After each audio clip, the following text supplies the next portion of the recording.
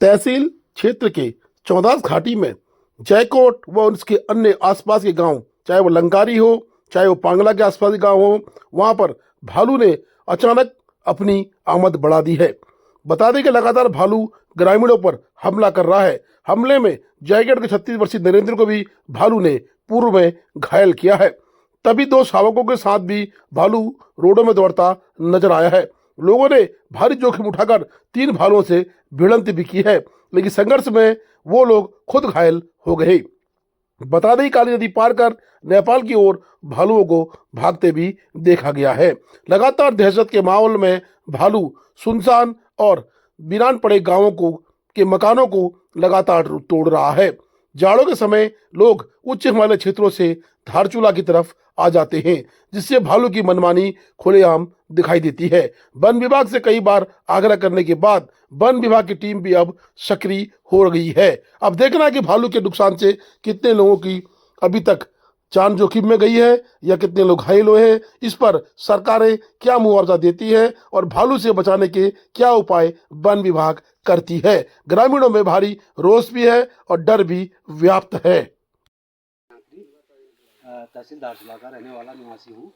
मैं पालपड़ा बकरी चराने के लिए गया था, तो बकरी चराते समय मैं यहाँ ऊपर से बकरी लेके नीचे आया था। उसमें यहाँ मैंने टीन सेट फटा हुआ मिला मुझे। टीन सेट फटा हुआ मिला तो फिर तब तक मैंने अपनी बहन को फ़ोन किया, बोला कि आपका मकान या पहले से फटा था या कहीं बंदर अंदर तो नहीं खड़ा, करके मैंने उस हिसाब से बात किया। तो फिर उसके बाद बहन ने बोला दादा छत तो फटा नहीं था, बोला छत अच्छा था। फिर मैंने लड़के को फ़ोन किया, लड़के ने फिर बहन को फ़ोन किया। मेरे पास फ़ोन नंबर नहीं था ना, नेपाली था। तो फिर बहन ने फिर मेरे को कॉल किया यहाँ। तो मैं बोला यार ऐसी बात भूली, तू तेरा मकान क्लियर यार किस टाइप का था, ये तो फटा है। अब मैं बकरी यहाँ रखता हूँ, कल के दिन भाई ये बकरी वालों ने कहीं नुकसान कर दिया करके भी हमें भी लगता है करके मैंने बहन को फ़ोन किया है। फिर उसके बाद बहन ने बोला नहीं दादा छत तो क्लियर था मेरा। फिर छत क्लियर था, तो छत क्लियर होने के बाद फिर एक बार चेक कर दो, अगर ज़्यादा ही फटा है तो मैं टीन हिल लेके आती हूँ और कील हिल लेके आती हूँ। अगर टाइम होता तो आ जाऊँगी, नहीं तो अगर टाइम नहीं होगा तो कल आऊँगी कहा था। फिर उसके बाद फ़ोन किया, फिर मैंने वहाँ पर देखा तो देखते समय तो कुछ नहीं था, सुनसान था उस समय। जब मैं 1-2 कदम ऐसे चल रहा था तो तब तक उसने अपनी आवाज़ कर दिया। फिर मेरे को डर लगा, फिर मैं भाग गया। भालू ने आवाज़ की? हाँ, भालू ने आवाज़ की।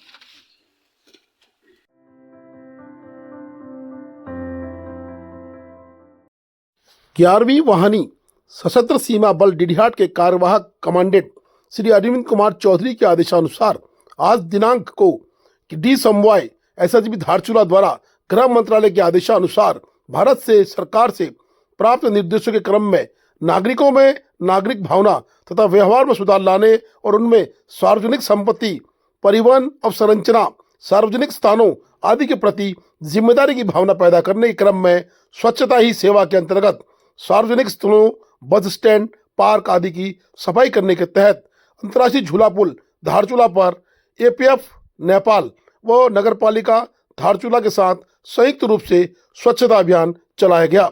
अंतर्राष्ट्रीय झूला पुल धारचूला में स्वच्छता की सेवा अभियान में एपीएफ नेपाल के डिप्टी एसपी लिली बहादुर चंद व 24 अन्य एसएसबी की ओर से निरीक्षक सांबय योगेश पुनेटा, सहायक उप निरीक्षक राजेंद्र सिंह गोसाई व 12 अन्य तथा नगरपालिका धारचूला की ओर से निरीक्षक संदीप कुमार व 7 अन्य लोग उपस्थित रहे। साथ ही स्कूली बच्चों ने भी उक्त कार्यक्रम में भाग लिया।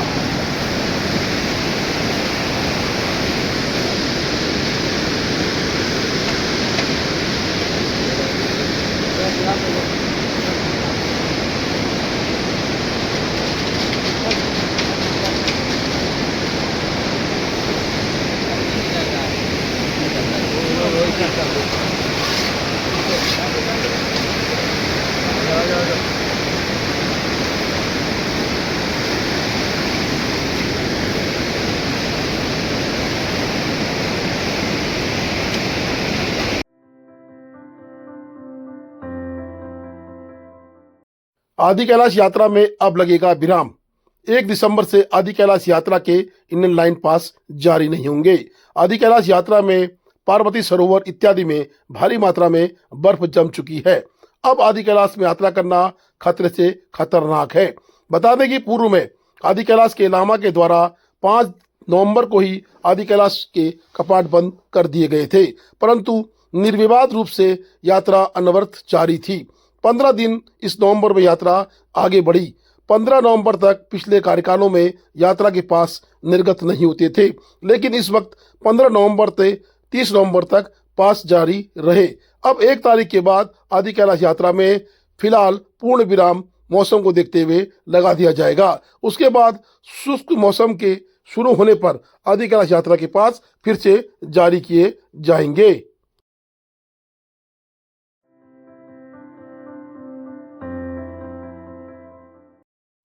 भाजपा मंडल मुंशारी ने धारचूला विधायक के कार्यों की सीबीआई जांच की मांग की है।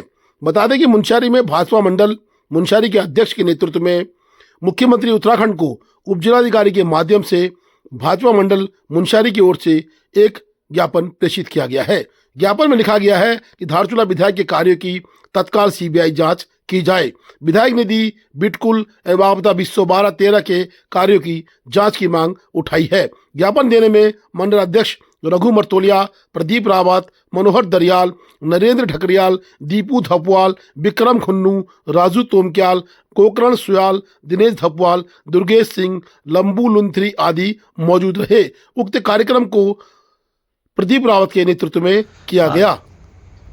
मंडल मुंशारी की तरफ से सभी कार्यकर्ताओं की ओर से माननीय मुख्यमंत्री जी को द्वारा मुंशारी एसडीएम के माध्यम से हम एक ज्ञापन देना चाहते हैं और दे रहे हैं कि यहाँ पे क्षेत्रीय विधायक द्वारा जो कई विभाग अपने विधायक निधि और यहाँ पे ब्लॉक के कार्यों द्वारा और दैवीय आपदा के कामों का और राज्य वित्त 14वां वित्त सभी वित्त की अनियमितता को देखते हुए मैंने माननीय मुख्यमंत्री से हम लोग ये आग्रह करते हैं इनमें तुरंत सीबीआई जांच की जाए और उनको एक निष्पक्ष जांच हो। जिस प्रकार हमारे प्रति भी ये मुख्यमंत्री घोषणाओं पर विधायक ने जो लगाया है उसमें भी निष्पक्ष जांच हो। उसमें हम ये नहीं कर रहे कि हमारे द्वारा तो हर गांव में काम किया गया है और उसमें भी जांच हो। मैं मुख्यतः यही कहना चाहूँगा कि विधायक निधि के कामों की पूरी तरह जांच हो।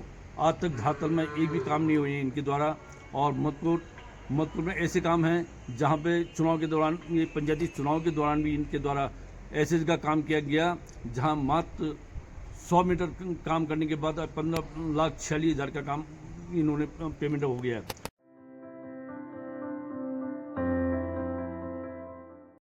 शीतकाल प्रारंभ होते ही उच्च हिमालयी क्षेत्रों में भालू के आतंक की सूचना लगातार प्राप्त हो रही है। वन विभाग की अलग अलग टीमों का गठन कर क्षेत्रों में तैनाती कर दी गई है। गौरतलब है कि माह नवंबर से प्रारंभ से ही दारमा क्षेत्र के विभिन्न ग्रामों सेला, गो, फिलम, बोन, दुक्तू, दांतू आदि ग्रामों में भालू के द्वारा घरों को तोड़े जाने की सूचना लगातार वन विभाग को मिल रही थी। विगत दिनों में ग्राम जयकोट एवं पांगला से 3 व्यक्तियों को घायल किए जाने की सूचना भी प्राप्त हुई। वहीं शाकरू एवं गाला जिप्ती में भी पालतू मवेशियों को घायल किए जाने की सूचना भालू के हमले की लगातार प्राप्त हो रही थी। रात्रि गश्त हेतु भी तत्काल रूप से वन विभाग के कार्मिकों की टीम का गठन कर दिया गया है। दारमा 14 क्षेत्रों में तैनात वन विभाग के कार्मिकों की टीमों को रवाना भी कर दिया गया है। टीम के द्वारा भालू प्रभावित क्षेत्रों में दिन एवं रात्रि में गश्त की जा रही है, तो भालू से बचाव हेतु एहतियात बरतते हेतु जागरूकता भी फैलाई जा रही है। संबद्ध जंगल में भालू की संख्या में बढ़ोतरी हुई है तथा शीतकाल में पर्याप्त आहार न मिलने के कारण आबादी क्षेत्रों के समीप भालू पहुंच रहे हैं। उक्त घटनाओं को ध्यान में रखते हुए उप प्रभागी वनाधिकारी ढियाट श्री राजकुमार के द्वारा भी टीम के साथ ग्राम पांगला, गस्कू एवं जयकोट क्षेत्र में पहुंचकर क्षेत्र का मुआयना कर आवश्यक दिशा निर्देश कार्मिकों को ग्रामीणों को दिए गए हैं। क्षेत्र में भालू की गतिविधियों पर निगरानी हेतु कैमरा ट्रैप लगाने के निर्देश भी जारी हो गए हैं। वर्तमान में संदिग्ध स्थानों पर कैमरा ट्रैप लगाए जा रहे हैं।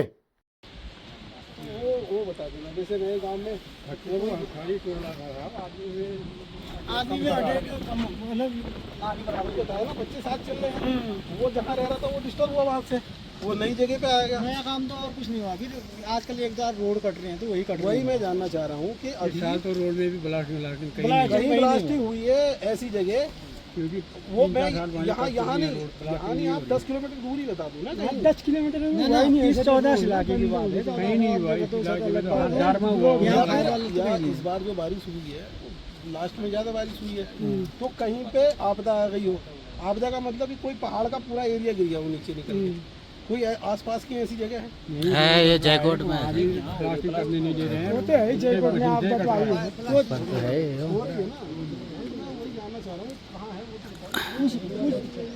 लंगारी यहाँ बहुत बड़ा जंगल है सर, वहाँ तो हमेशा हर समय मिलता है, वहाँ से भी क्या पता पलायन किया हो, यही होगा ऐसा होगा ना वो डिस्टर्ब